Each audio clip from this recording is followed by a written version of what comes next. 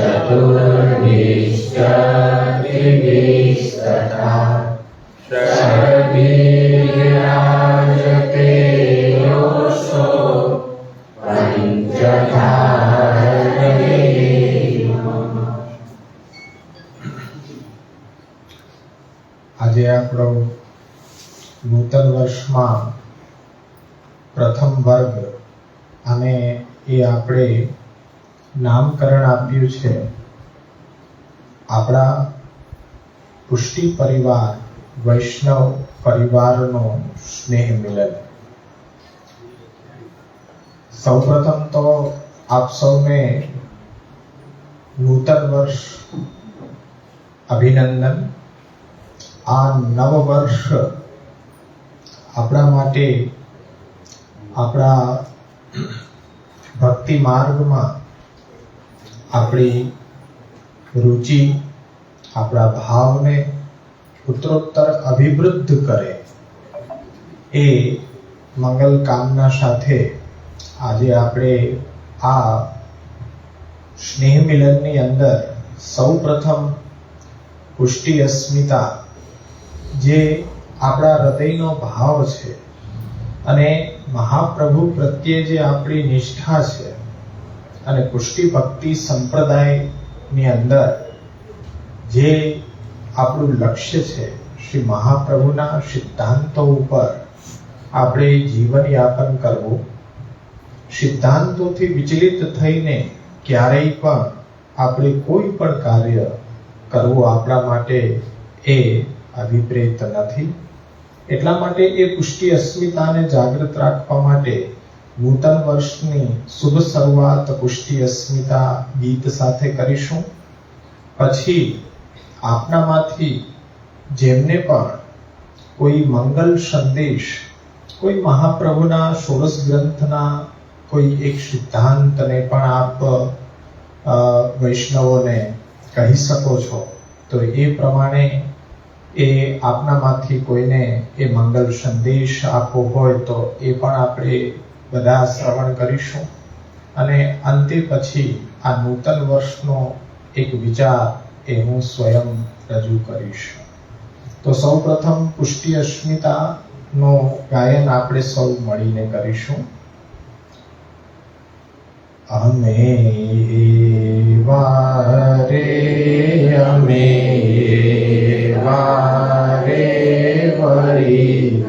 તમે જે કાંઈ કહો તે વારે અમે વારે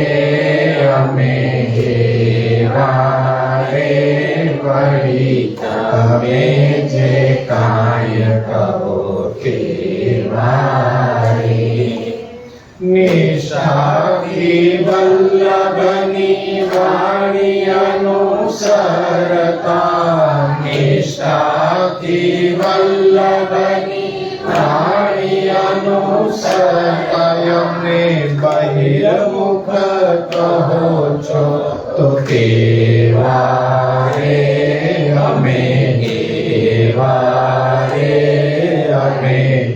મેં જે કાંઈ કહો તે વારે મેવા મેળવવા પ્રભુને નથી સેવતા મેવા મેળવવા પ્રભુને નથી સેવતા મેવાથી કરવી પ્રભુ સેવા રે અમે વારે વળી તમે જે કાંઈ કહો તે વારે વાળીઓમાં ભક્તિના ભવાળ ગોઠવીને વાળીઓમાં ભક્તિના ભવાળ ગોઠવીને કૃષ્ણ વિક્રયના ધન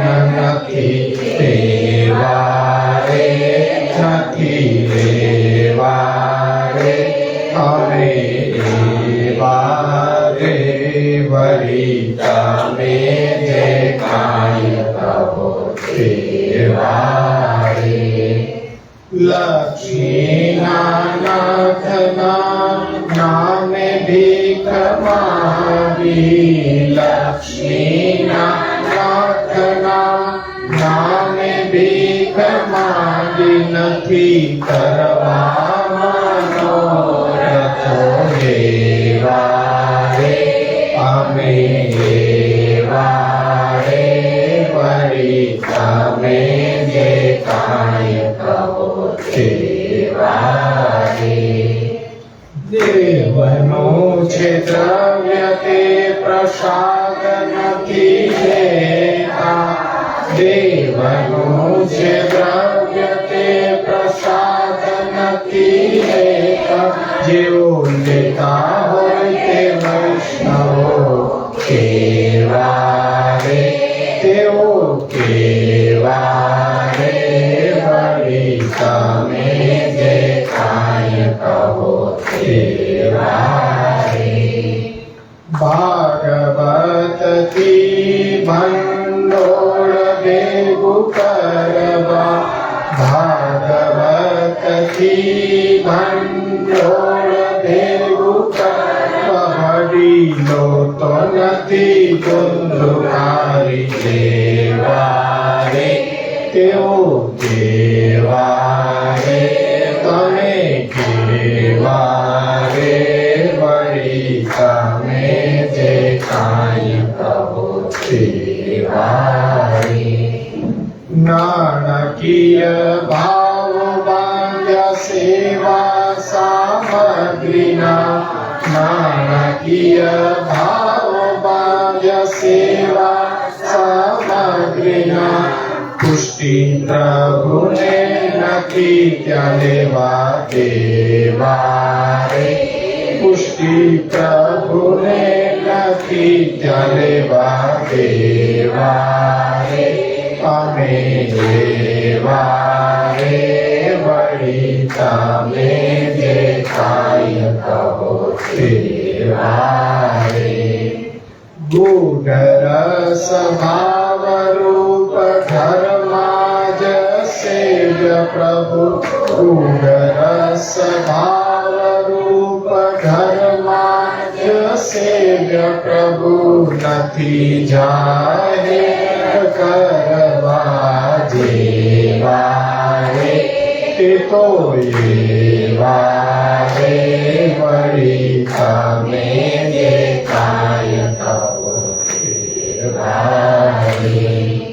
પોતાના તનથી પોતાના ધનથી, પોતાના તનથી પોતાના ધનથી ઘરમાં કરવી છે કૃષ્ણ સેવા રે, કૃષ્ણ સેવા રે. અમે એવા રે વળી તમે જે કાય કહો તેવા રે.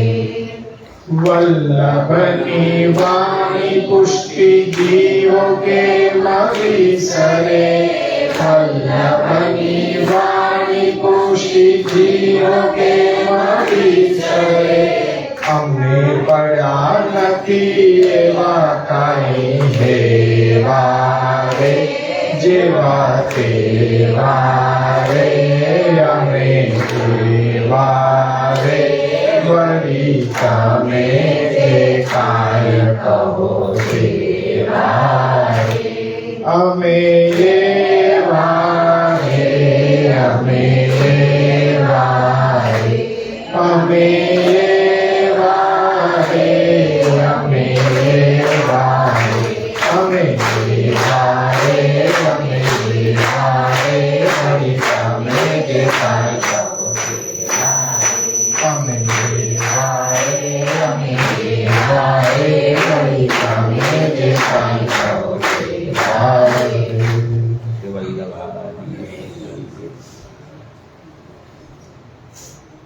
આ પુષ્ટિ અસ્મિતા ગીત છે કે જે રોજ આપણે એનું ગાયન કરવું જોઈએ, જેથી કરીને આપણી પુષ્ટિ નિષ્ઠા ઉત્તરોત્તર વર્ધમાન રહે અને જે આપણી અંદર આવેલી સંકુચિતતાઓ છે એને આપણે ભૂલાવીને એક થઈ શકીએ. આજે આપણો પ્રયત્ન કેવો છે કે સૌ વૈષ્ણવ પરિવાર એકત્રિત થાય એ માટે નિમંત્રણ છે. અને આપ સૌ જોઈ શકો છો કે આજે જુનાગઢની અંદર વૈષ્ણવ સૃષ્ટિની બાહુલ્યતા કેટલી બધી છે, પણ આજે એ જ પુષ્ટિ સૃષ્ટિનો સ્નેહ મિલન હોય તો આપણે એક નથી થઈ શકતા. એ આપણું દુર્ભાગ્ય છે. તો આપણે એ જ પ્રયત્ન કરીશું કે બધા આપણી સાથે આવે. શ્રી મહાપ્રભુની ધરોહર છે, શ્રી મહાપ્રભુના સિદ્ધાંતો, મહાપ્રભુજીની વાણીથી વંચિત રહે તે આપણને જરા પણ અભિપ્રેત નથી. તો ઘરે ઘરે ષોડશ ગ્રંથનું અધ્યયન અને ઘરે ઘરે પુષ્ટિ સિદ્ધાંતોની વિચારણા થાય તો એ આપણું આ દિવ્ય સ્વપ્ન છે.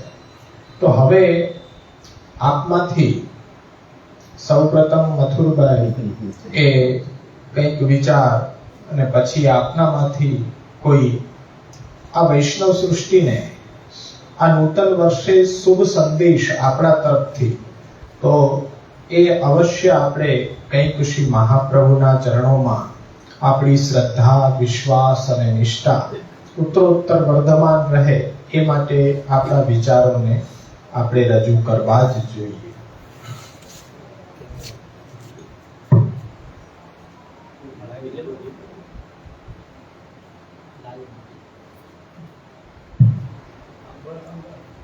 अज्ञान तिमिरान्धस्य ज्ञानाञ्जन शलाकया चक्षुरुन्मीलितं येन तस्मै श्री गुरवे नमः.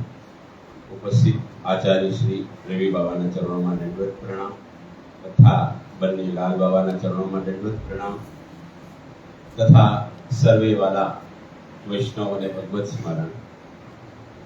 મહાપ્રભુજીએ ભક્તિ માર્ગમાં ચાલવા માટે આમ તો 3 વિકલ્પ આપને આપ્યા છે: સેવા, કથા અને શરણાગતિ. પણ શરણાગતિ તો સેવા અને કથામાં બંનેમાં ઇન્વોલ્વ છે, એટલે 2 વિકલ્પ મુખ્ય છે. પણ એની માટે ચાલવા માટે કંઈક વિશેષતા તો હોય ને. એના માટે મહાપ્રભુજીએ 16 ગ્રંથની રચના કરી છે કે યદિ તમે કૃષ્ણ સેવા કરી રહ્યા છો, યદિ તમે કથાના આશ્રયથી પ્રભુને પ્રાપ્ત કરવાના મનોરથ કરી રહ્યા છો, તો તમારું જીવન કેવું હોવું જોઈએ એ આપણને માર્ગદર્શન ષોડશ ગ્રંથ આપી રહ્યું છે. એટલે પુષ્ટિ માર્ગી વૈષ્ણવને યદિ આપણો રાહ એટલે આપણો રસ્તો ભગવત પ્રાપ્તિનો યોગ્ય હશે, પણ એ રસ્તા જવા માટે આપણે ષોડશ ગ્રંથનો આશ્રય લેવો જ પડશે. અને જ્યાં સુધી 16 ગ્રંથનું સમજણ આપણે નહીં આપણા હૃદયમાં ઉતારી શકીએ ત્યાં સુધી ભક્તિ ભલે કરતા હશું. હું તમને એક ઉદાહરણ આપું કે અવૈષ્ણવના મુખેથી આપણે ભગવત નામ સાંભળીએ, શું એ આપણને ઉદ્ધાર કરશે? તમે જ જવાબ આપો ને. મહાપ્રભુએ સ્પષ્ટ કીધું છે કે એક તો હેતુ વગરનું નિષ્કામ અને વૈષ્ણવના મુખેથી વાણી સાંભળશો, આ કથા પક્ષ છે. કથા પક્ષમાં પણ ઉત્તમતા છે. આપણે એમ કહીએ કે ભાઈ ભાગવત સપ્તાહ ચાલે છે, ભગવત નામ લેવાય છે, હરે કૃષ્ણ કૃષ્ણ કૃષ્ણ હરે, હાલો સાંભળવા વૈયા જઈ. આપણે એમ કહે કે આપણે ભક્તિ માર્ગમાં છે. મહાપ્રભુજી ના પાડી રહ્યા, તમે ભક્તિ માર્ગમાં નથી, તમને વિચલિત થઈ રહ્યા છો. આ વિચલિત ન થવા માટે મહાપ્રભુજીએ 16 ગ્રંથની રચના કરી અને એ આપણા માટે આજની તારીખે ઉપયોગી છે. દરેક ગ્રંથમાં તમે તપાસશો કંઈક ને કંઈક હેતુ એવો સુંદર આપને નિખારશે. પુરુષાર્થની બાબતમાં પહેલો ગ્રંથ આવે છે તો બાલબોધ, તો આપણા પુરુષાર્થો ક્યાં? મહાપ્રભુજીએ પહેલા ગ્રંથમાં તો વૈદિક પુરુષાર્થો બતાવ્યા, આપણા પુરુષાર્થ ક્યાં બતાવ્યા? ચતુશ્લોકીમાં બતાવ્યા. આવી રીતે આશ્રય, વિવેક ધૈર્યના આશ્રય. હવે વિવેક કોને કહેવાય, ધૈર્ય કોને કહેવાય આપને ખબર જ નથી, તો છતાંય સેવા કરી રહ્યા છે પ્રભુને, બીજાની સામગ્રી પણ ધરાવી રહ્યા છે. કેમ? ઠાકોરજીને છે ને ઉત્તમ વસ્તુ આવે તો ઠાકોરજી તો આરોગે ને, કામાકે માગીને આરોગે. આ ભક્તિ છે. મહાપ્રભુજી ના પાડી ગયા છે. યદિ 16 ગ્રંથનો અભ્યાસ કરશો, આ બધાથી અલિપ્ત બની અને તમારા ઘરમાં આનંદથી તમે પ્રભુની સેવા કરશો અને આનંદથી મહાપ્રભુજીની કૃપાથી પ્રભુ આરોગશે. આ વલ્લભાષ્ટકમાં કીધું એ ભાવ યદિ આપણે પ્રાપ્ત કરવો છે, યદિ આપણા પ્રભુ આપણી ઘેરે પ્રસન્નતાથી બિરાજે ને પ્રસન્નતાથી આપણું જે કાંઈ છે એ આરોગ્ય, તો આપણે 16 ગ્રંથનો અભ્યાસ અતિ ઉત્તમ અને જરૂરી છે. આટલું કઈ આપના ચરણોમાં મારી વાણીને વિરામ આપું. વલ્લભાઈ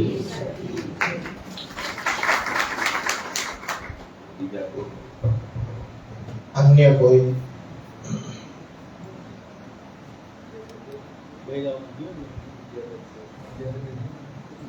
બહેનોમાં કોઈને બોલવું હોય તો આપણે અહીંયા પ્રયત્ન કરવા જ આવ્યા છીએ, અને આજે નહીં કરીએ ને તો પછી ક્યારેય નહીં કરી શકાય. તો આપણી સ્નેહ મિલન છે એટલે વર્ષનો નવો સંકલ્પ છે અને જેવું આવડે એવું બોલાય ખરું.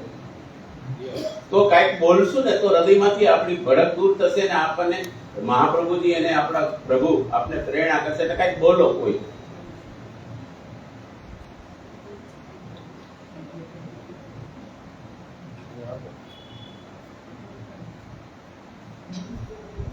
હા, મધુબેન આવો.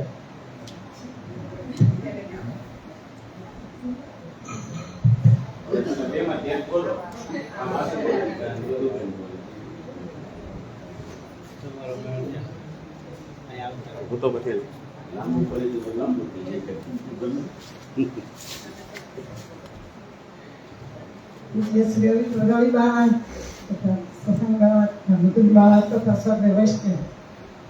આજે આપણો પુષ્ટિ માર્ગનો 9 વર્ષનો દિવસ છે. આપણે આ બધા ભેગા થયા છીએ અને આનંદનો દિવસ કહેવાય. અને એ બાને આપણે બધા વૈષ્ણવ ભેગા થયા અને વૈષ્ણવને મળવાથી આપણા તન મનના દોષ જાય, મિથ્યા પ્રપંચ ટળી જાય. ધોરમાં આવે છે ને તો આપણે બધા જાણીએ જ છે. તો આપણે ભગવત નામ એટલું બધું ઊંચું છે પુષ્ટિ માર્ગની અંદર. તો 16 ગ્રંથ આપણે રોજ કરવા જ છે. 16 ગ્રંથ કરવાથી એમના શ્લોકનો કિશોરીભાઈ ખાલી 10 શ્લોકનો પાઠ કરતા તો એને યમુનાજી સાક્ષાત એની સેવા કરવા માટે, એની રસોઈ કરવા માટે આવ્યા. એટલા યમુનાજી દયાળુ છે. તો આખા યમુના શ્લોકનો પાઠ જો અર્થો સહિત કરો રોજ, ક્યાંય જવાની જરૂર નથી. હવે એ નોની ઘેરે ખાલી ઘેરે બેઠા એક પાઠ કરી લો અર્થો સહિત, એમાં બધું આવી જાય. પણ કોઈને આજે કરવું નથી. 16 ગ્રંથમાં બધું ભરેલું છે, ક્યાંય જવાની જ જરૂર નથી રહેતી. ભાગવત ગીતાજી તમે રોજ વાંચશો તો રોજનું નવું જાણવા મળશે. એમાં નાલવથી બધા તમારા સંશય દૂર થઈ જાય. સિદ્ધાંત મુક્તાવલીમાં બધા સેવાનો બધો ભાવ આવી જાય. તો એ કોઈ એક ગ્રંથમાં આપણને નવું જાણવાનું મળશે. અને ગીતાજી તમે વાંચો તો ગીતાજીમાં પણ એવું. અને એક 10 લીલા યાદ રાખો, 28 તત્વો યાદ રાખો, તો તમારો બધો ધર્મ સફળ છે. આ સેવા કરો એ સફળ છે. અને આપણું કર્તવ્ય છે પુષ્ટિ માર્ગનું. મને કઈ જાદુ તો આવડતું નથી એટલું તો.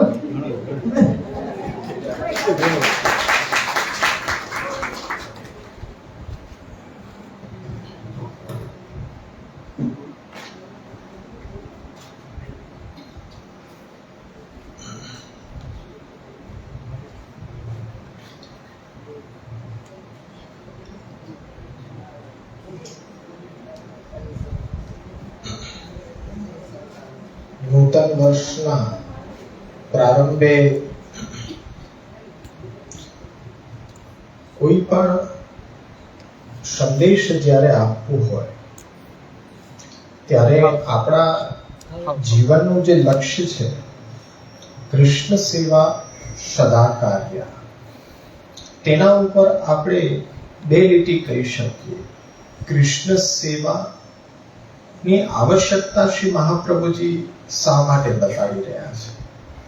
તો જેવી રીતના જીવન માટે શ્વાસોશ્વાસની આવશ્યકતા રહેલી છે, તેવી રીતના પુષ્ટિ માર્ગીય જીવન માટે ભગવત સેવા અને કથાની આવશ્યકતા છે. જો એ સેવા અને કથા અટકી જાય તો આપણે પુષ્ટિ ભક્તિ માર્ગીય જીવનમાં આપણું એ મૃત્યુ છે. અને આપણા ભક્તિ બીજના પોષણ માટે શ્રી મહાપ્રભુજી સાધન રૂપની અંદર સેવાયામ વા કથાયામ વા યસ્યા શક્તિ દૃઢા ભવે યાવત જીવમ તસ્ય નાસો ન ક્વાપી તે મતિર્મમ. સેવા અને કથામાં જેનું જીવન વણાયેલું હોય એને કદાપી ચિંતાની આવશ્યકતા નથી. ચિંતા કાપી ન કાર્યા પરંતુ ક્યારે નિવેદિતાત્મ બેહી કદાપી. શા માટે નહીં? તો કે ભગવાન અપી પુષ્ટિસ્તો ન કરિષ્યતિ લૌકિકમ જગતે. એટલે તો આશ્વાસન આપણને શ્રી મહાપ્રભુજી પણ આપે છે કે ભગવાન તમારી લૌકિક ગતિ ક્યારેય પણ થવા નહીં દે. પરંતુ જો આપણે સામે ચાલીને લૌકિક ગતિ પસંદ કરીએ તો એમાં શ્રી મહાપ્રભુ અને પ્રભુ શ્રી કૃષ્ણ કેવી રીતના જવાબદાર? લોકાર્થી ચેત ભજેત કૃષ્ણમ ક્લિષ્ટો ભવતિ સર્વથા.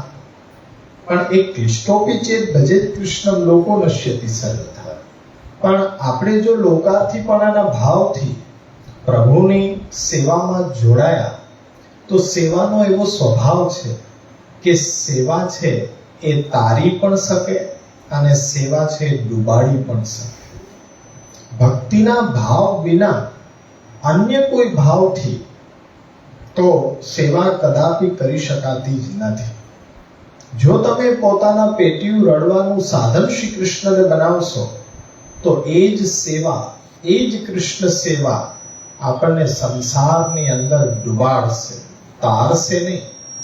પરંતુ આપણે નિષ્કામ ભાવથી પ્રભુને સેવન કરશું તો અવશ્ય આપણે આ ભવસાગરને તરી જઈશું. ભગવાન અપી પુષ્ટિસ્તો ન કરિષ્યતિ લૌકિકમ જગતે.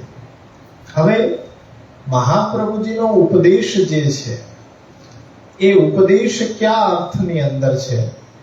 તો તમને આજે આ નૂતન વર્ષનો પ્રથમ વર્ગ આપણો છે અને એમાં આપણે પ્રેરણા આપવાની છે કે આપણું જે કર્તવ્ય છે ભગવત સેવા, ભગવત કથા, ગ્રંથોનું અધ્યયન, સત્સંગ, એમાં વધારેમાં વધારે બધા વૈષ્ણવો પ્રવૃત્ત થાય અને પોતાનું લક્ષ્ય જે ભગવત પ્રાપ્તિ છે, ભગવાન એવ હિ ફલમ.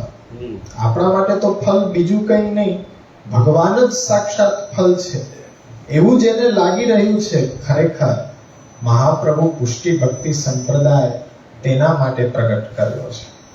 અને ભગવત પ્રાપ્તિના લક્ષ્ય તરફ જો આપણે આગળ વધવા માંગતા હોઈએ તો શ્રી મહાપ્રભુ આપણને એ જ ઉપદેશ આપવા માંગી રહ્યા છે કે ભગવત પ્રાપ્તિ તમને સહજમાં સરળ રીત્યા એ કરવા માટે આ ઉત્તમોત્તમ સર્વોત્તમ આ ભક્તિ સંપ્રદાય આજે પ્રગટ કર્યો અને આપણે શ્રી વલ્લભના અનુયાયી તરીકે એને અનુસરણ કરી અને સહજમાં ભગવત પ્રાપ્તિ આપણા સ્વગૃહમાં કરી શકીએ છીએ.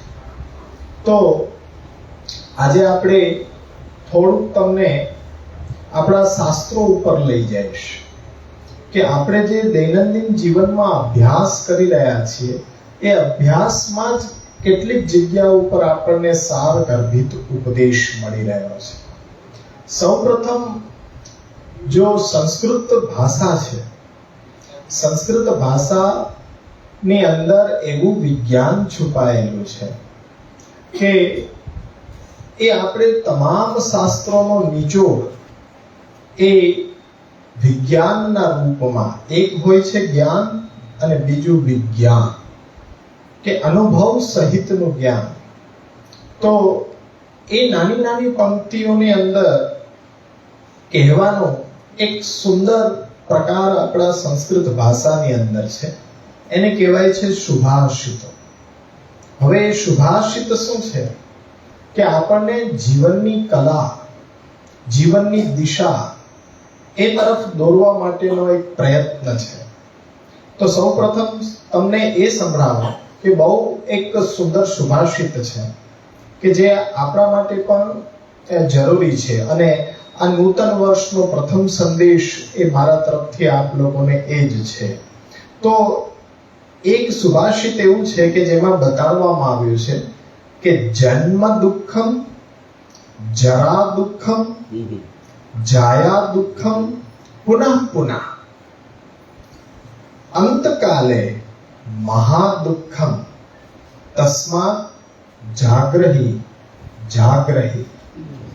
એટલે પહેલા તો શું કે માતાના ગર્ભમાં આવવું એ મહાન કષ્ટ છે. એના જેવું દુઃખ બીજું એક પણ નથી. ત્યાર પછી ગર્ભમાં 9 મહિના સુધી રહેવું, જેને નરક યાતના કહેવામાં આવે છે. તો એ નરક યાતના આપણે ભોગવીએ છીએ.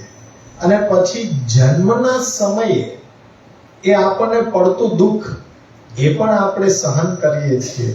તો એ દુઃખ સહન કર્યા પછી પણ જીવનના અંતકાલ સુધી દુઃખ જ દુઃખ છે, દુઃખ જ દુઃખ છે. તો આ દુઃખમાંથી એ બહાર નીકળવાનો રસ્તો શું? તસ્માત જાગ્રહી જાગ્રહી જાગ્રહી. તમે જાગી જાઓ, તમે જાગો. સમય આવી રહ્યો છે ને, દેવોત્થાપનનો સમય આવી રહ્યો છે. દેવને જગાડવાનો સમય આવી રહ્યો છે. આપણને મંગલ સંદેશ મળશે કે આપણે દેવને જગાડશું, અંદર પોઢેલા કૃષ્ણને જગાડશું કે જાગી જા, તસ્માત જાગ્રહી. જો એ કૃષ્ણ જાગી જાય તો આપણો બેડો પાર થઈ જાય. એટલે આ સુંદર શુભાષિત છે કે જન્મ એ પણ દુઃખ છે, જરા એ પણ દુઃખ છે, ગર્ભમાં આવવું એ પણ દુઃખ છે, અને પછી અંતકાલે મહા દુઃખ છે. જ્યારે શરીરને છોડવું પડે ત્યારે પણ બહુ કષ્ટ આપણે સહન કરીએ છીએ. તો આખા જીવનમાં જન્મતા વખતથી પૂર્ણતા વખત સુધી તમે દુઃખ જ દુઃખ એ સહન કરી રહ્યા છો. તો એ દુઃખમાંથી છૂટવા માટેનો રસ્તો શું?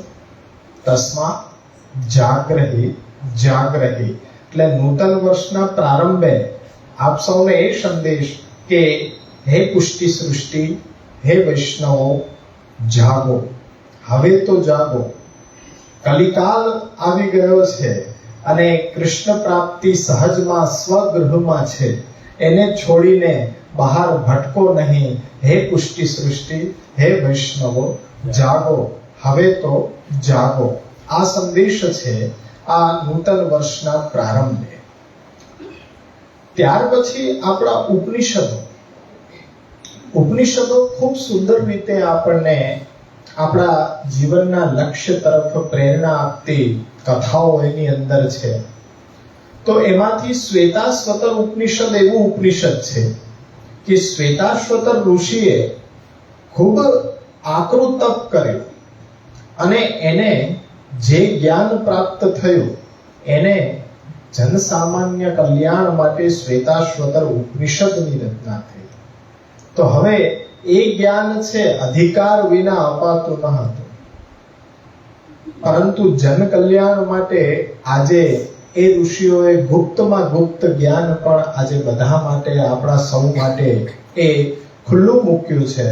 પણ સામે આપણે અભ્યાસ કરવાની, વાંચન કરવાની, એનાથી આપણે પ્રમાદ કરીએ છીએ તો એ જ્ઞાન છે પુસ્તકોની અંદર જ રહી જાય છે.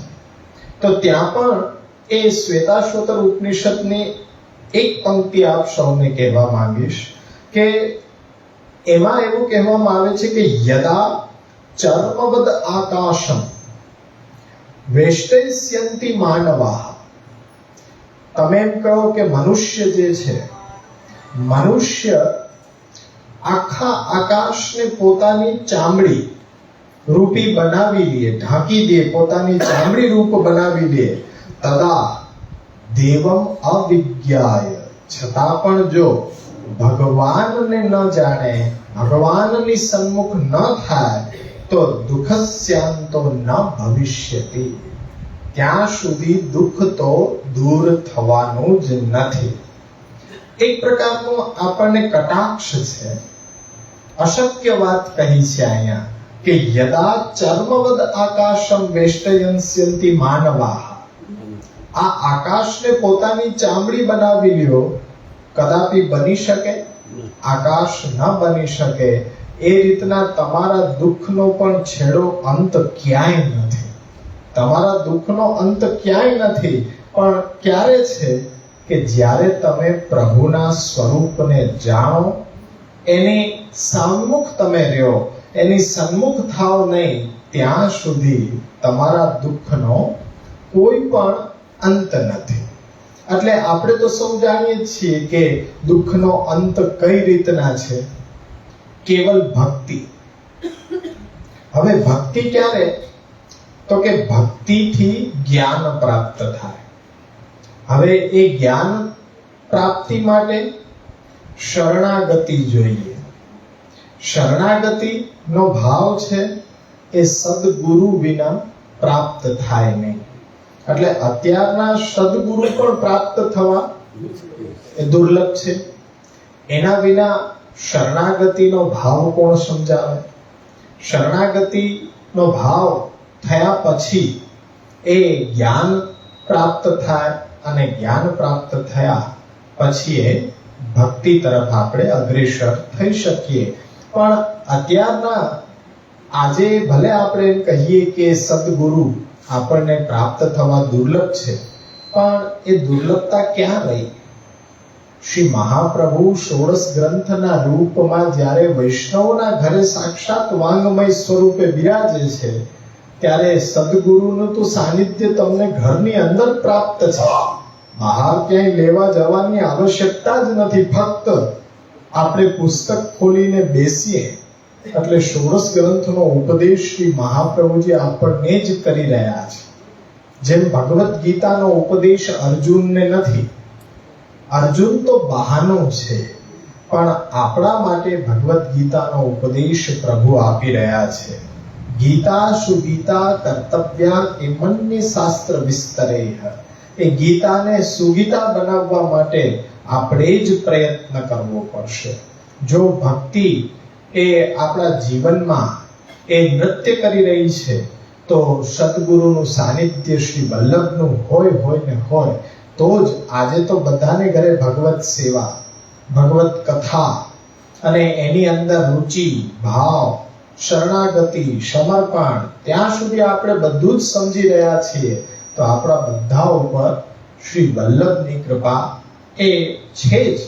ક્યારેય પણ આપણે એમાં લઘુતા ગ્રંથિથી પીડાવું જોઈએ નહીં. વૈષ્ણવ છે અને એ શ્રી મહાપ્રભુમાં જો નિષ્ઠા રાખી રહ્યો છે તો કોઈ પણ પ્રકારે શ્રી મહાપ્રભુજી કોઈ ને કોઈ પ્રસંગે એને સન્માર્ગની દિશા આ આધુનિક સમયમાં પણ બતાવી જ રહ્યા છે. કેટલા બધા ઉદાહરણો છે આપણી પાસે કે આપણે પહેલા કંઈ નહોતા સમજી રહ્યા, પણ એવો કોઈ પ્રસંગ જીવનમાં ઘટિત થયો કે ત્યાંથી આપણને એ જીવનની સાચી દિશા મળે. કોઈ પ્રવચન, કોઈ શિબિર, કોઈ એવો પ્રસંગ કોઈ એવા ભક્તને મળવાનું થયું જેથી કરીને જીવનમાં એક બદલાવ આવ્યો, સાચી દિશા આપણને પ્રાપ્ત થઈ. પણ એ શું છે? એ સાનુભાવ જ છે. એ શ્રી વલ્લભનો સાનુભાવ છે કે કોઈને કોઈ પ્રસંગે આપણને સન્માર્ગની દિશા એ પ્રાપ્ત કરાવી રહ્યા છે. આજે મને બુદ્ધિ પ્રેરક કોણ બન્યા છે? શ્રી વલ્લભ. બાકી તો એક માનવ સ્વભાવ है. સત્ય ક્યારે કહેવાય? આપ સૌને ખબર છે કે સત્ય ક્યારે કહેવાય? કે જ્યારે વાણી અંતઃકરણની અંદર પ્રતિષ્ઠિત થાય અને અંતઃકરણ વાણીમાં પ્રતિષ્ઠિત થાય, એ બંને એક થાય ને ત્યારે સત્ય છે એનો ઉચ્ચારણ થઈ શકે. પણ આ વાણી અને અંતઃકરણ એકબીજામાં પ્રતિષ્ઠિત કરવા માટેનું સામર્થ્ય કે પ્રયત્ન અમારામાં નથી, પણ એ શ્રી વલ્લભની કૃપા છે.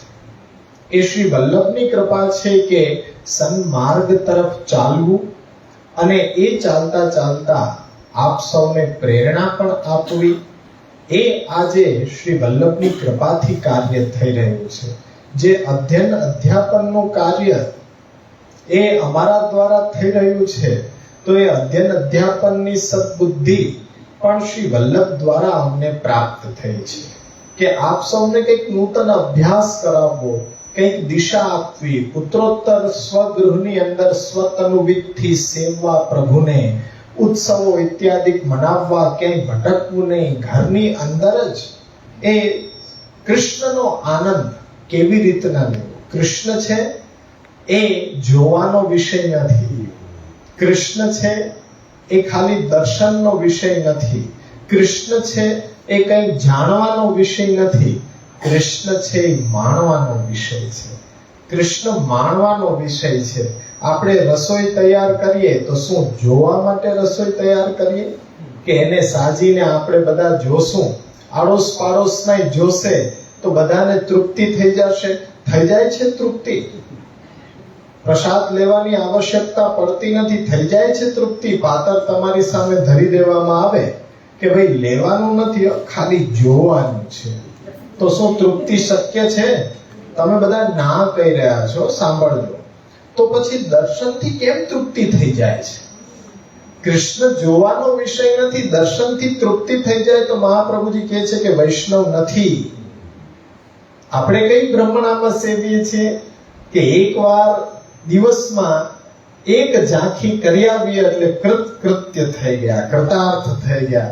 મહાપ્રભુજી તો વિચાર એમ કહી રહ્યા છે કે જો દર્શનથી તૃપ્તિ થઈ ગઈ, તમે દેવી જીવ નહીં, તમે વૈષ્ણવ નહીં, તમે પુષ્ટિ માર્ગે તો પછી હોય જ ન શકો. તમે પ્રભુને સ્નેહ કરવા વાળા નથી, તમે તો ખાલી જોવા વાળા છે. તમે તો પારકી બારીમાં ડોક્યું કરવા વાળા છે. પૂજ્ય શ્યામુ દાદા બહુ સુંદર આજ્ઞા કરે કે પારકી બારીમાં ડોક્યું કરવા કરતા પરણી જવું વધારે સારું. ઘરે કૃષ્ણને પધરાવો, સ્વગૃહની અંદર સેવા કરો અને એ સેવાનો આનંદ તમે લ્યો. કૃષ્ણને જોઈને આનંદિત ન થાઓ, કૃષ્ણને માણો.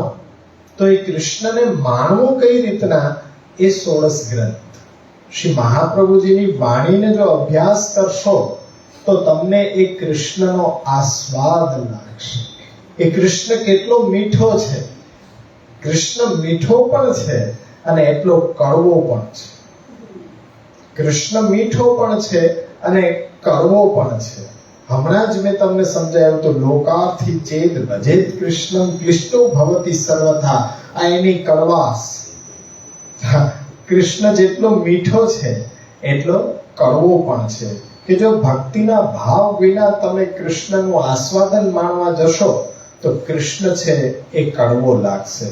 પણ જો ભક્તિનો ભાવ છે તો એની મીઠાશ, એની મધુરતા તમે વર્ણન ન કરી શકો. તો સરવાળે શું છે કે આપણું જીવનનું જે લક્ષ્ય છે એ લક્ષ્યને પ્રાપ્ત કરવા માટે આપણે જાગૃત થવાની આવશ્યકતા છે.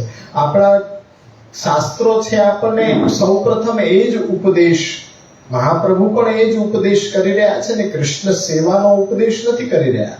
શાસ્ત્રમ અવગત્ય, પહેલો ઉપદેશ શું છે? શાસ્ત્રમ અવગત્ય, પછી મનોવાગ દેહી કૃષ્ણ સેવ્યા. હવે જો શાસ્ત્રને નહીં ભણ્યા હો તો ઘણી બધી શંકા કુશંકાઓથી કૃષ્ણની સેવા છે એ અઘરી લાગશે, કૃષ્ણની સેવા કષ્ટદાયક લાગશે, કૃષ્ણની સેવા માટેની પૂર્વ તૈયારી બહુ જ આકરી લાગશે. પણ જો શાસ્ત્રને ભણી લેશો, સમજી લેશો તો કૃષ્ણ સેવા એટલી સરળ છે, એટલી સરળ છે કે આપણે સહજની અંદર, ઘરની અંદર બે હાથ જોડીને વંદન કરી શકીએ તો પણ કૃષ્ણ તો એવું કૃપાળુ છે કે એની સામે આપણે એક એક ડગલું માનીએ. ઘરની અંદર કૃષ્ણ બિરાજે અને એ કૃષ્ણ તરફ એક એક ડગલું આપણે વધારીએ. જો બહાર નહીં હો ક્યાંય, આપણા ઘરે, બહાર નહીં ક્યાંય, બાકી વાતનું વતેશ્વર થઈ જાય. તરત જ એમ કે ઓહો આ તો મહાત્મય બતાય. પણ ઘરની અંદર બિરાજેલો કૃષ્ણ છે એ જ્યારે તમે સેવા માટે જઈ રહ્યા છો ત્યારે એક એક ડગલા ઉપર તમને 100 અશ્વમેઘ, 100 સોમયજ્ઞનું ફળ તો એમને આપી રહ્યો છે, રોજે રોજ આપી રહ્યો છે. આપણે એ સોમયજ્ઞથી હરખાવું જોઈએ નહીં. એ તો 100 સોમયજ્ઞનો એક એક ડગલા ઉપર આપણને ફળ આપી રહ્યો છે રોજે રોજ કૃષ્ણ. તો કૃષ્ણ તો આવો કૃપાળુ છે. સૌથી મોટી સેવા કઈ? તો અમારા પૂર્વજો એમ કહેતા કે સવારના ઉઠીને મંદિર તો ખરું પણ આખા ઘરમાં સંજવારી કાઢવી એ સૌથી મોટામાં મોટી, ઉત્તમમાં ઉત્તમ કૃષ્ણ સેવા છે. તો આપણને એમ થાય ને કે ચાલો એક રૂમ તો આપણે સમજ્યા કે જ્યાં ઠાકોરજી બિરાજે છે ત્યાં આપણે ગુહારી કરીએ, પણ આખા ઘરમાં તો અમારા પૂર્વજો એમ કહેતા કે એક રૂમ જ નહીં, એ તો નિકુંજ છે, પણ આખું ઘર છે ને એ વ્રજ છે અને ત્યાં આપણો પ્રભુ રમણ કરે છે. તો એ વ્રજમાં જેને ખેલવાની જે આ કેડી છે, રસ્તો છે, એને બુહારવું, આવું સૌભાગ્ય મહાપ્રભુજી આપણને આપ્યું છે. એટલે અમને શિક્ષા કરતા હો કે વલ્લભ વંશજ છો, ગાદી તકિયા ઉપર બેસતા બેસતા એ ન ભૂલી જતા કે કૃષ્ણના દાસ છો. એટલે સવારના બુહારી સોહની એકવાર હાથમાં લેવી એ આપણું કર્તવ્ય છે. અમારા પૂર્વજો અમને કહેતા કે આ આખું આપણું ઘર છે ને એ વ્રજ છે, એક રૂમ જ નહીં, ઠાકોરજીને બિરાજવાનું આખું ઘર. અને એ વ્રજની એ ગલીઓને, એ રસ્તાઓને, એ જ્યાં પ્રભુ એ ગોપિકા વૃંદ સાથે, વ્રજ ભક્તોના વૃંદ સાથે રમણ કરવા પધારે છે, ત્યાં એ માર્ગ બુહારવાની સેવા આપણને શ્રી મહાપ્રભુજીએ સોંપી છે. તો ઉત્તમમાં ઉત્તમ કૃષ્ણ સેવા તો એ છે કે આપણે સોહની લઈને આખા ઘરને વાળવું. તે આ શું છે કે આપણા જીવનની સફળતા શું, એના માટે શાસ્ત્રોએ ખૂબ જ સુંદર વર્ણન કર્યું છે. આપ બધા માટે શું હોય કે કંઈક નૂતન આપવું હોય તો વિવિધ શાસ્ત્રોને જોઈને, અભ્યાસ કરીને પછી એના ઉપર વિચાર પ્રગટ કરવો જોઈએ. તો આજે આપ સૌને વિચાર પ્રગટ કરવાનો કીધો તો આપ સૌ એટલી તૈયારી સાથે કેમ ન આવી શક્યા? કે એટલી તૈયારી સાથે આવવું જોઈએ. ભગવદ્ ગીતા, શ્રીમદ ભાગવત, ઉપનિષદ, પુરાણ ઇત્યાદિ કંઈક ને કંઈક પણ એ જ બતાડે છે કે આપણે હોમવર્કમાં થોડા આળસુ છીએ, કાચા છીએ. કારણ કે અભ્યાસ કરવા માટે બેસી તો જાય, બાળક સ્કૂલે તો રોજ જાય, કારણ કે ઘરેથી પછી એ મોકલવામાં આવે. એક બાળકને પૂછ્યું કે બેટા સ્કૂલે જા છો? તો કે ના. તો કે સ્કૂલે કેમ ન જતો? કે મમ્મી પપ્પા મોકલે છે એટલે જાઉં છું, હું જતો નથી. કઈક પરિસ્થિતિ આપણી એવી છે. વૈષ્ણવ છીએ, સિદ્ધાંતમાં ચાલી રહ્યા છીએ ને જવાનું છે અભ્યાસ વર્ગ. અહીં ઘર આંગણે હોય, ન જઈએ તો કેવું લાગે? એટલે બે શબ્દ સાંભળીને પવિત્ર થઈ જાય. બિંદુ પાનમ પ્રકીર્તિતમ. શ્રવણ મંગલમ, તો એ કઈ ઓછી વાત નથી, એ ધન્યવાદને પાત્ર છે. અત્યારના સમયની અંદર શ્રવણ કરવું એ પણ બહુ જ જરૂરી છે. શ્રવણ કરનાર કેવો હોય એ હમણાં થોડી જ ક્ષણમાં તમને હું એ શાસ્ત્રની ભાષાની અંદર સમજાવવાનો છું. સૌપ્રથમ એક શ્લોક, હજી જો આજે કોઈ નોટ પેન લઈને નથી બેઠા, એટલે શું છે કે ક્યારેક નોંધતા હોય, પણ આજે તો પહેલો ક્લાસ છે ને એટલે બહુ કઈ હશે નહીં એવું માનીને આજે બધા આપણે ઉપસ્થિત થયા. પણ ગમે ત્યારે કંઈ પણ આપણને સારું લાગે, ક્યાંય પણ આપણે કોઈને એ શ્રવણ કરતા હોય, હું તો નહીં પણ વિદ્વાનજનો જ્યાં ઉપસ્થિત હોય એ બોલતા હોય ત્યારે આપણી પાસે એક ડાયરી ને પેન હોવી આવશ્યક છે. કારણ કે એ ક્ષણે આપણને શું વિચાર આવ્યો, આપણને શું પ્રશ્ન થયો, તરત લખી દીધું. એમણે શું દાખલો આપ્યો, દ્રષ્ટાંત આપ્યો, પુનઃ આપણને કદાચ સ્મરણ ન રહે. હું તો બહુ ભૂલી જાઉં, મારી યાદ શક્તિ તો પહેલાથી બહુ કાચી છે, એટલે મારે તો નોંધીને બધું રાખવું પડે. કે ક્યારેક સુંદર વિચાર કોઈને દેવાનો હોય તો મારે તો જોવું પડે. પણ આપ બધાને કૃપા એવી છે કે એક જ ક્ષણની અંદર બધું યાદ રહી જાય છે.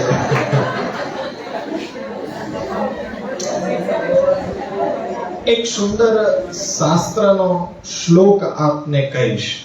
બસ આ જ રીતના, આ ખરેખર આપણો અત્યારના કોઈ એવો ગંભીર વર્ગ નથી ચાલ્યો. આ સ્નેહ મિલન છે કે જ્યાં પરિવારનું સ્નેહ મિલન હોય ત્યાં એ વાતચીત થતી હોય, વિચારોનું આદાન પ્રદાન થતું હોય. તો આ પણ આપણો ભક્તિનો પરિવાર છે અને ત્યાં પણ વિચારોના આદાન પ્રદાનથી આપણે આપણી ભક્તિને પ્રવૃદ્ધ કરવા માટે એકત્રિત થયા છીએ. હવે એક શાસ્ત્રની અંદર ખાસ કરીને વેદાંતનો જે આખો સાર સંગ્રહ છે, એ વેદાંતની અંદર એક શ્લોક બહુ સુંદર આવે છે કે જે જરૂરી છે.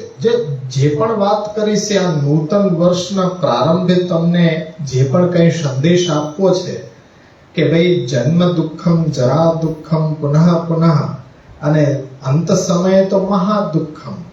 પણ એ જો એમાંથી ઉગરવું હોય તો તસ્માત જાગ્રહી જાગ્રહી, જાગો જાગો. આપણને આ મનુષ્ય દેહ મળ્યો છે ને, તો આ મનુષ્ય દેહ છે એને શાસ્ત્રોએ દુર્લભ માન્યો છે. દુર્લભ એટલા માટે માન્યો છે કે 84 લાખ જન્મ પછી એકવાર મનુષ્ય દેહ પ્રાપ્ત થાય છે.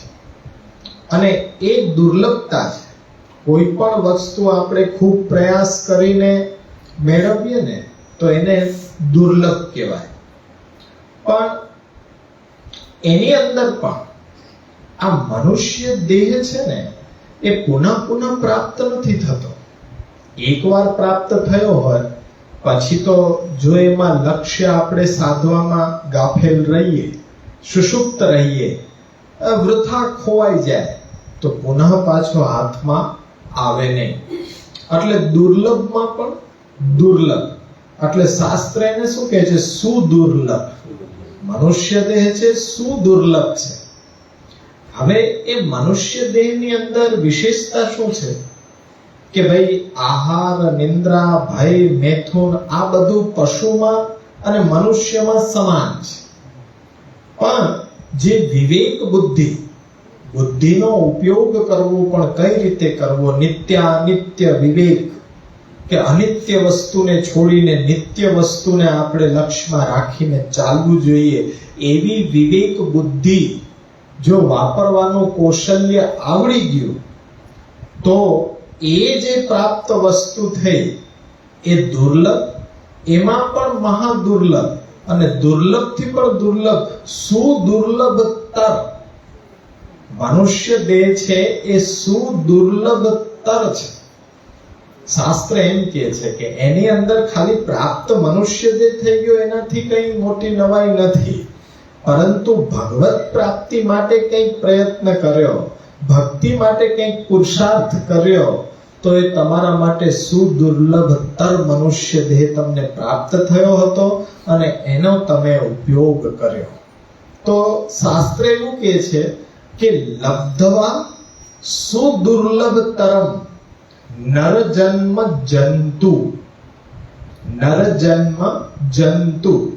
તો લબ્ધવા સુદુર્લભતરમ, આ સુદુર્લભતર મનુષ્ય દેહ પ્રાપ્ત થયો, ત્યાં મનુષ્ય શબ્દ ન વાપર્યો, પણ નરજન્મ, નરજન્મ એટલે નરજન્મ ભગવત પ્રાપ્તિ માટે નર અને નારી બંનેનો સમાન અધિકાર છે. કોઈ પણ એમાં ભેદ નથી, દરેક જીવોનો એ સમાન અધિકાર છે.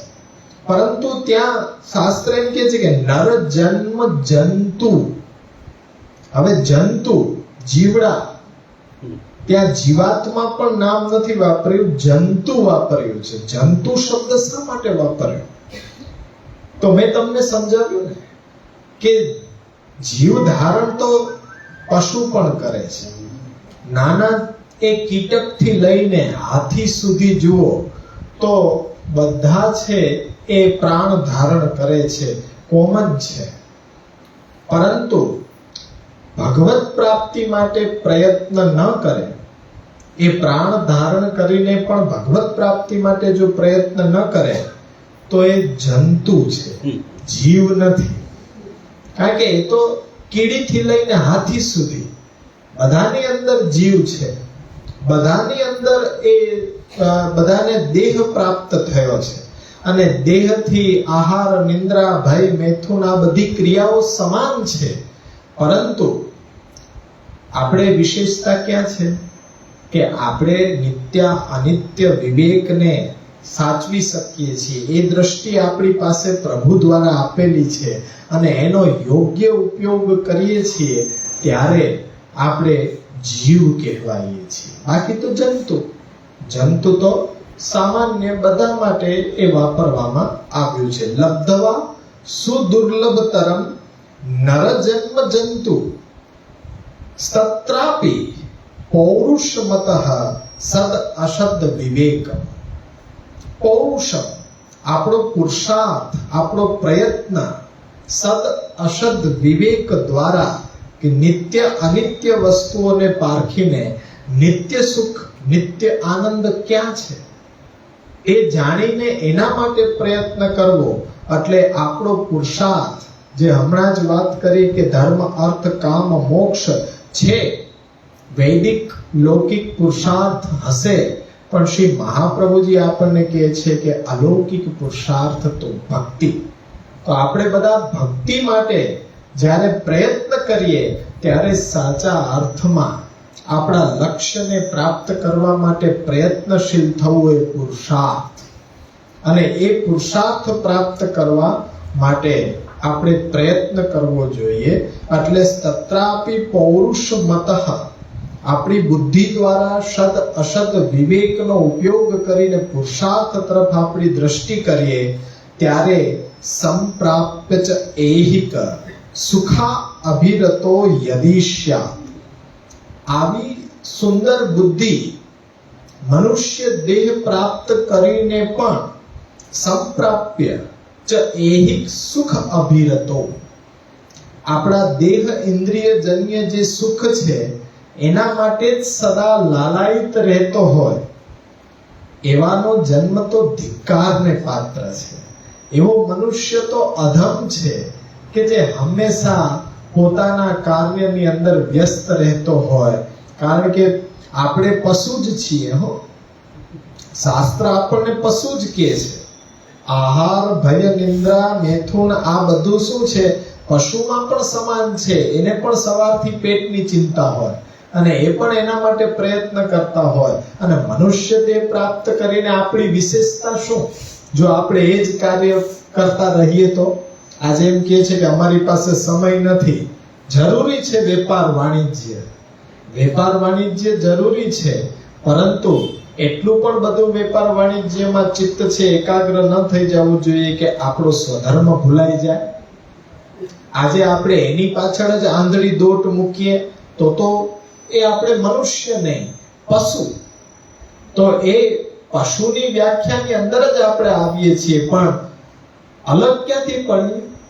તો કે ધર્મ છે એક એવી બાબત છે કે ધર્મ આપણને પશુથી અલગ પાડી રહ્યો છે. કારણ કે ધર્મને આપણે સમજી શકીએ છીએ, ધર્મ દ્વારા આપણે આપણા લક્ષ્યને પ્રાપ્ત કરવા માટે પ્રયત્ન કરી શકીએ છીએ. એ બુદ્ધિને વાપરવાનું કૌશલ્ય, વિવેક આપણને પ્રભુએ આપેલો છે. તો એનો આપણે ઉપયોગ કરીએ ત્યારે આપણે ખરા અર્થમાં મનુષ્ય દેહ, એ મનુષ્ય જન્મ સફળ કર્યો એમ કહેવાય. પુનઃ પુનઃ આ પ્રાપ્ત થતો નથી. એટલે કહે છે કે સંપ્રાપ્ય ચ એહિક સુખ અભિરતો યદિશ્યા ધિક્તસ્ય જન્મ કુમતે નર અધમસ્ય. એ નર તો અધમ કહેવામાં આવ્યો છે કે જે મનુષ્ય દેહ પ્રાપ્ત કરીને પોતાના દેહના પોષણમાં હંમેશા કાર્યરત રહે છે, પણ પોતાના આત્માના કલ્યાણ માટે પ્રયત્ન નથી કરતો. એ નરને તો ધિક્કાર છે. આ વૃથા તજન્મ ભૂતલે, આ ભૂતલ ઉપર એનો જન્મ વૃથા છે. ભૂમિનો ભાર કરવા માટે એને જન્મ લીધો છે એવું નક્કી થાય. એટલે આપણે એવું વિચારવું જોઈએ કે ભાઈ આપણો સ્વધર્મ જે છે એનું પાલન કરતા કરતા, આપણા આત્મધર્મને પોષણ કરતા કરતા આ લૌકિક વ્યવહારો જે છે આપણા, એ પણ નિભાવ કઈ રીતના કરવા? તો શ્રી મહાપ્રભુજી આપણને સેવકાનામ યથા લોકે વ્યવહાર પ્રસિદ્ધ્યતિ, તો તસ્માદાદો સર્વ કાર્ય સર્વ વસ્તુ સમર્પણમ. તો આ બધા સિદ્ધાંતો આપણને મહાપ્રભુજી આપે જ છે ને. નિવેદિવિ સમર્પેવ સર્વમ કુર્યાદિતિ સ્થિતિ. તો એ રીતના આપણે લોકની અંદર, આપણા વ્યવહારની અંદર કઈ રીતના ચાલવું, કઈ રીતના રહેવું, એનો ઉપદેશ પણ ક્યાંથી મળશે? ષોડશ ગ્રંથમાંથી. તો એ ષોડશ ગ્રંથનો અભ્યાસ એ આપણો મુખ્ય પાયો છે.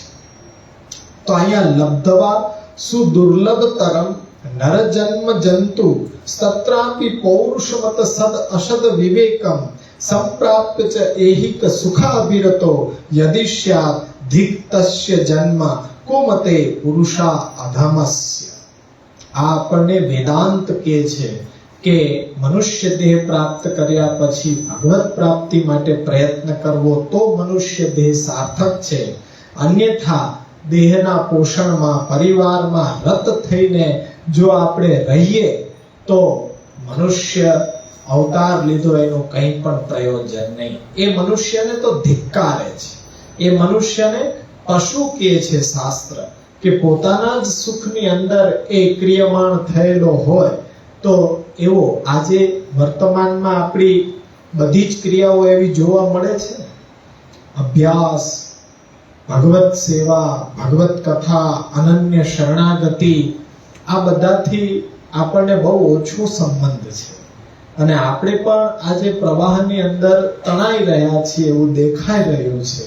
પણ આપણે જો શાસ્ત્રનો અભ્યાસ કરીએ ને, તો શાસ્ત્ર સૌ પ્રથમ આપણને એ જ શિક્ષા આપે છે કે મનુષ્ય જન્મ છે એ સુદુર્લભતર છે. એની દુર્લભતાને જો વિચાર કરશો ને તો અવશ્ય તમારો આત્મા તમને ઢંઢોળશે કે ભાઈ જાગો, તસ્માત જાગ્રહી, જાગ્રહી. આ દુઃખમાંથી જો બહાર આવવું હોય તો પ્રયત્ન તમારે સ્વયં જ કરવો પડશે. ત્યાં હવે જે શ્લોક હું તમને કહી રહ્યો છું એ શ્રીમદ ભાગવતમાંથી છે.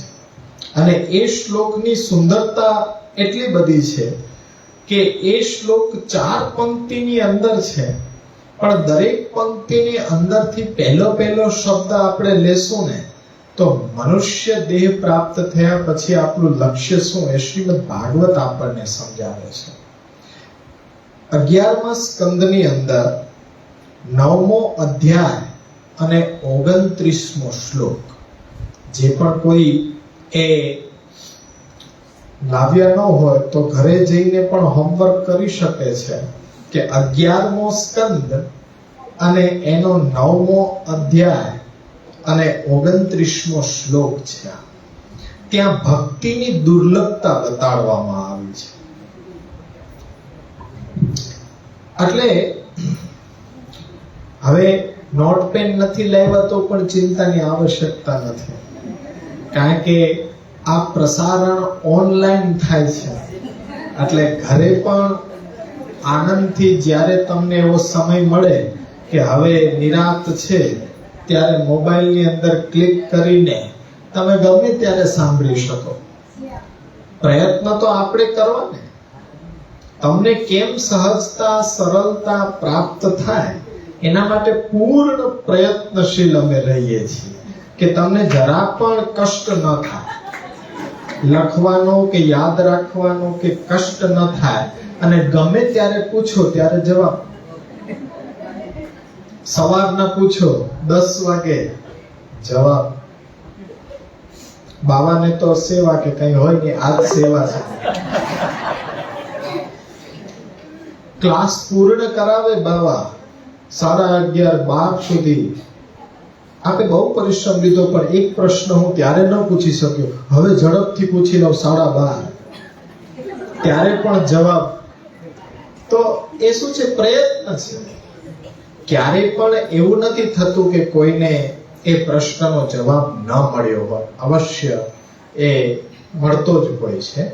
તો લબ્ધવા સુદુર્લભ ઇદમ બહુ સંભવાંતે માનુષ્યમ અર્થમ ઇદમ નિત્યમ પિહ ધીરઃ તૃણમ યતેત ન પતેદ અનુમૃત્યયાવ નિઃશ્રેયસાય વિષય ખલુ સર્વત્ર સ્યાત.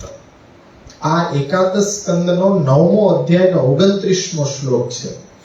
હવે આનો જો પહેલો અક્ષર લેશો ને તો તમારી પાસે બનશે લબ્ધવા માનુષ્ય તૃણમ યતેત નિઃશ્રેયસાય. આ માનુષ્ય દેહ છે એ શેના માટે પ્રાપ્ત થયો છે? ભગવત ભજન માટે, ભગવત ભક્તિ માટે. નિઃશ્રેયસાય લબ્ધવા માનુષ્ય દેહ, પણ તૃણમ યતેત તણખલાની જેમ છે, દેહ ક્ષણભંગુર છે. અત્યારના શું હોય કે બધા એમ કહે છે કે અત્યારથી માળા ફેરવો છો, ભગત થઈ ગયા છો. નવયુવાનોને માળા પાઠ કરવાનું કહે તો કે અમારી ઉંમર છે અત્યારના માળા ફેરવવાની કે પાઠ કરવાની. આ તો ઉત્તરાવસ્થાનું કાર્ય છે કે હવે નિવૃત્ત થયા છો ત્યારે હવે ઘરડા થઈ ગયા છો, કઈ કામના રહ્યા નથી. તો શું કઈ કામના નહીં રહ્યો ત્યારે ભક્તિ માર્ગના કામના રહેશો? યુધિષ્ઠિર દાન કરતા રોજ બ્રાહ્મણોને. એક દિવસ ઉતાવળ હતી તો બ્રાહ્મણને એમ કીધું કે કાલે આવજો. તો ભીમ છે એ કૂદકા મારીને નાચવા માંડ્યો કે વાહ. યુધિષ્ઠિર કે આ શું ગાંડા વેડા હાયદરા છે? તો કે આવો તો મને ઉત્સવ મનાવવાની ઈચ્છા થાય છે. કે યુધિષ્ઠિર તમે ભગવાન થઈ ગયા ભાઈ, તમે ભગવાન થઈ ગયા. તો કે એવું કેમ બોલે છે? તો કે તમને એટલો ખ્યાલ આવી ગયો કે કાલ સુધી આપણે જીવવાના છીએ. તમે બ્રાહ્મણને અત્યારના દાન ન કર્યું ને કાલે આવવાનું કીધું, તો કાલ સુધી શું આપણે જીવશું એ તમને ખ્યાલ છે? જો ખ્યાલ હોય તો ભગવાન જ થઈ ગયા ને. યુધિષ્ઠિરે કાન પકડ્યા કે મારી ભૂલ થઈ ગઈ. તૃણમ યતેત, આ તો તણખલા સમાન છે, ક્યારે ઉડી જાય હવાની અંદર. એટલે અત્યારના આપણે એ ધ્યાન રાખવાનું છે કે જાગ્યા ત્યારથી સવાર. અરે બાળક છે. ભાગવતની અંદર જુઓ તો જ્યારે હિરણ્યકશ્યપુનો ખૂબ જ ત્રાસ છે કે એટલો દુઃખ સહન કરે છે, તો પણ પ્રહલાદજી નાના બાળક તરીકે પોતાના બાળકોને શું કહે છે કે જ્યારથી આપણે પ્રભુની ભક્તિ કરવી જોઈએ, આપણો સ્વધર્મ છે, એટલું જ્ઞાન થઈ જાય તો ઉંમરની સહારે ન બેસતા બાળપણથી જ ભગવત ભક્તિમાં લાગી જવું જોઈએ. તો આપણું લક્ષ્ય શું છે કે ભાઈ લબ્ધવા માનુષ્ય, આ તૃણમ યતેત તણખલા જેવો મનુષ્ય દેહ પ્રાપ્ત થયો છે, પણ નિઃશ્રેયસાય શેના માટે પ્રભુએ પ્રાપ્ત કરાવ્યો છે? પ્રભુની સેવા ભક્તિ માટે. તો ખ્યાલ આવ્યો ત્યારથી જ ઘરે ઠાકોરજી પધરાવીને સેવામાં પ્રવૃત્ત થઈ જવું જોઈએ. પ્રશ્ન છે ક્યાં આવે?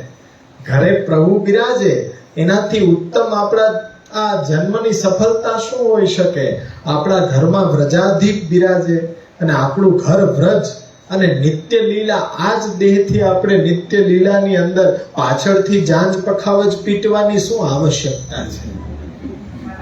પાછળથી માઇક લગાડીને બરાડા પાડીને જય શ્રી કૃષ્ણ ત્યાં સુધી પહોંચાડવાની શું જરૂર છે? જીવતા જ જગત્યું કરી નાખો ને. આ મૃત્યુ પછી શું ત્યાં માલા પેરામણીના જાંજ પીટાવા જાવ ને એનાય વળી પાછા 2500 ભરો, એ પણ વળી પાછો વેપાર કરી નાખ્યો. જાગરહી જાગરહી જાગરહી, જાગો હે પુષ્ટિ વૈષ્ણવો, જાગો જાગો. કોઈ તમારા ભાવનો વેપાર કરે છે, કોઈ તમારા ભાવની સાથે ખિલવાડ કરે છે, કોઈ તમને છેતરે છે. સૂતા છો, જાગો જાગો. ભક્તિ માર્ગમાં જ કેમ સૂઈ જાઓ? અલૌકિકમાં જ કેમ સૂઈ જાઓ? લૌકિકમાં કેમ નથી તમે સૂતા? હકીકતે ઊંધું છે કે ભાઈ જ્યારે લૌકિક વાળા જાગતા હોય ને ત્યારે આપણે અલૌકિક વાળાની નિશા હોય, અને અલૌકિક વાળા જાગે ને ત્યારે લૌકિક વાળાની નિશા હોય. હા, ઊંધું છે કે આપણે અલૌકિકની અંદર જાગૃત રહેવું જોઈએ, લૌકિકમાં ભલે સૂઈ જાય. એને મૂકો પડતું. એ તો હવે પોતાનું ક્યાં છે? એક વૈષ્ણવે ખૂબ સુંદર વિનંતી કરી કે હું શું ચિંતા કરું, મારી પાસે છે શું? મારું કઈ છે? જ્યારે પ્રભુને બ્રહ્મ સંબંધ વખતે બધું જ પ્રભુને સોંપી દીધું. હવે એને જેમ કરવું હશે એમ કરશે. હવે હું ચિંતા શું કરું? મારા દીકરી દીકરાઓ બધા અત્યારના ભક્તિમય છે, કેમ કે મેં એને કીધું છે કે ક્યારેય જીવનના લૌકિક પ્રશ્નો છે મારી સાથે વાત જ ન કરવી. મને વાત કરવી તો ભગવત સેવા કથા તમે અધ્યયન કરો છો તો એ અધ્યયનની અંદર શું નથી આવડતું એ તમે પ્રશ્ન ઉપર ચર્ચા કરો. દીકરીઓ સાસરે હોય તો ત્યાંની કઈ વાત મને નહીં કહેવાની, ફક્ત કહેવાની તો સત્સંગની વાત પૂછવાની કે મારે હવે અભ્યાસ કેવી રીતના કરવો જોઈએ, કેવી રીતના 16 ગ્રંથ ભણવા જોઈએ. દાદા અમને 16 ગ્રંથ ભણાવો. તો આજે ફક્ત એના માટે જે ફોન ઉચકી રહ્યા છે અને એમ કહે છે કે અમારું કઈ છે, અમારું કઈ હોય તો અમે ચિંતા કરીએ ને, અમારું કઈ છે જ નહીં, બધું પ્રભુને સોંપી દીધું છે. હવે પ્રભુ જ નિભાવ કરશે. અનન્યાસ ચિંતયંતો મામ યે જનઃ પરિઉપાસતે તેષાં નિત્યાભિયુક્તાનામ એ તો યોગક્ષેમ વહામ્યહમ. તો એ પ્રભુ આજે પણ કરી રહ્યા છે ને. અને આજે હમણાં જ એમની 5 દીકરીઓ છે તો એ 4 દીકરીઓની ઘરે સ્વરૂપ સેવા બિરાજે છે, તો 5મી દીકરીની ઘરે પણ હમણાં જ સ્વરૂપ સેવા પુષ્ટ કરીને ઠાકોરજી પધાર્યા. અને હવે એમ કે છે કે મારું જીવન સફળ થઈ ગયું. કેમ સફળ થઈ ગયું? તો એમણે એમ કીધું કે બધા મારા દીકરી દીકરાઓ આજે પુષ્ટિ ભક્તિ સંપ્રદાયની અંદર ચાલી રહ્યા છે, ભગવત સેવા કરી રહ્યા છે. આનાથી વિશેષ હવે મારે શું જોઈએ? કઈ નહીં. પ્રભુએ મને તારી દીધો કે મેં આ લોકોને ભક્તિ માર્ગની અંદર વાળી દીધા. હવે મને કઈ શેષ ઈચ્છા રહી નથી. એટલે મેં પણ મારા દીકરી દીકરાઓને એટલું જ કીધું છે કે ભાઈ લૌકિકમાં ક્યારેય પણ ચિત્ત ન રાખતા, અલૌકિકમાં રાખજો. અલૌકિકમાં રાખશો તો આંખ સુખેથી બંધ કરી શકશો, બાકી અંત સમયે આંખ પણ સુખેથી બંધ નહીં કરી શકો. તો આવા વચનો આજે પણ સાંભળવા મળી રહ્યા છે આપણને. તો આ લબ્ધવા માનુષ્ય તૃણયતેત નિઃશ્રેયસાય, આ આપણું લક્ષ્ય છે કે આત્મ કલ્યાણ માટે ભગવત ભક્તિની અંદર આપણે જોડાઈએ તો મનુષ્ય જન્મ છે એ સફળ છે. એકાદશ સ્કંદની અંદર જ પ્રભુ ઉદ્ધવજીને આજ્ઞા કરે છે કે એશામ બુદ્ધિમતામ બુદ્ધિર મનીષા મનીષિણામ યત સત્યમ અનૃતે નેહ મર્ત્યેન આપનોતિ મામ્રતમ. મનુષ્ય દેહ પ્રાપ્ત કરીને આ વિવેક બુદ્ધિથી જેને મને પ્રાપ્ત કરી લીધો એનો જ જન્મ છે આ ભૂતલ ઉપર સફળ છે. મનુષ્ય દેહની કૃતાર્થતા પ્રભુ સ્વયં શ્રીમદ ભાગવત એકાદશ સ્કંદની અંદર બતાડી રહ્યા છે. અને ભાગવત એમ કહે છે કે યો લબ્ધવા માનુષ્ય દેહમ મોક્ષ દ્વારમ અપાકૃતમ ગૃહેશુ ખગવત આશક્તઃ તસ્માદ રૂઢચ્યુતમ વિદુઃ. જેમ માળાની અંદર પક્ષીના બચ્ચા હોય ને પક્ષી છે માળાની અંદર જ આસક્ત થઈને રહી જાય તો એને તસ્માદ આરૂઢચ્યુતમ એટલે કે છે કે પોતે આ મનુષ્ય દેહ પ્રામીને પોતાના ઘર પરિવાર સંસારની અંદર જ આસક્ત થઈને રહી જાય અને ભગવત ભક્તિ માટે કઈ પ્રયત્ન ન કરી શકે તો એનું જીવન છે એ વ્યર્થ છે. કે આવું મનુષ્ય દેહ પ્રાપ્ત કરીને પણ ઘરમાં આસક્ત થયો. એને ભાગવત એમ કે છે કે ખગવત પક્ષી છે પોતાના માળાની અંદર જ રચેલું પચેલું રહે તો એ રીતના જો મનુષ્ય પણ પોતાના ઘર સંસારની અંદર જ રચેલો પચેલો રહે પણ એ સંસારથી છૂટી ન શકે, એ સંસારને છોડવાની વાત મહાપ્રભુજી નથી કરતા પણ એ ભગવાનની સાથે જોડી ન શકે અને એ સંસારમાં આસક્ત થઈને આવો દુર્લભ જન્મ ખોઈ બેસે તો એ દુર્લભતા મનુષ્ય દેહની શ્રીમદ ભાગવત છે એ આપણને બતાડી રહ્યો છે. તો વિશેષતઃ તો આ જ વસ્તુ કે મનુષ્ય દેહની દુર્લભતાનો આ વિચાર કરીએ અને કટિબદ્ધ બનીએ.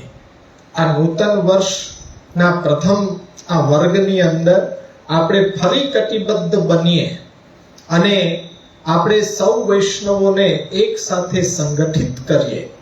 આપણા પ્રયત્નો થઈ રહ્યા છે કે ઓનલાઈન અઠવાડિયામાં લગભગ 7 દિવસ ઓનલાઈન વર્ગ ચાલી રહ્યા છે. તેની અંદર તમને વિવિધ ગ્રંથો 16 ગ્રંથ ભગવદ્ ગીતા ભાગવત સેવાની પ્રણાલિકા ઘરની અંદર ઉત્સવો કઈ રીતના મનાવવા તેનું સિંચન થઈ રહ્યું છે. હવે બહાર જવાની કઈ આવશ્યકતા નથી. ઘર બેસીને તમારી રીતે તમે એ ગમે ત્યારે સાંભળી શકો છો.